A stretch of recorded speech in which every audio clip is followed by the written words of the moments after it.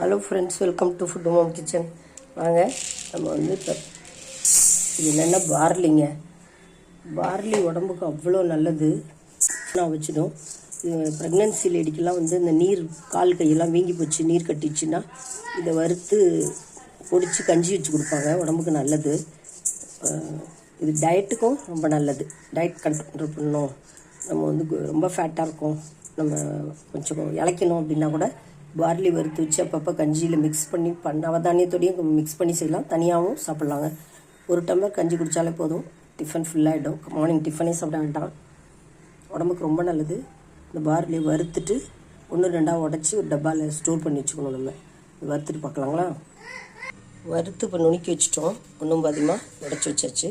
இது அப்பப்போ நம்ம கஞ்சி மாதிரி கொதிக்க வச்சு மிளகு ஜீரகம் போட்டு, இல்லை வெந்தயம் ஜீரகம் பூண்டு போட்டு கஞ்சி மாதிரி குடிக்கலாங்க. இதோட உளுத்தம்பருப்பும் சேர்ந்து குடிக்கலாம், தேங்காய் போட்டு குடிக்கலாம்.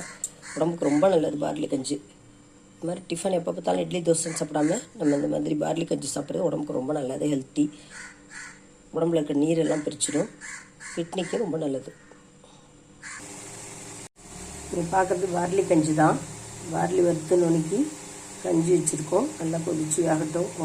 4 மடங்கு 5 மடங்கு தண்ணி ஊற்றி, பார்லி வேக லேட்டாகுங்க. நல்லா கொதி வந்தோன்னா ஸ்லோ ஃபயரில் வச்சிடலாம். நல்லா வெந்தோடனே உப்பு போட்டு குடிக்க வேண்டியதான். ரொம்ப உடம்புக்கும் நல்லது, டேஸ்டியாகவும் இருக்கும்.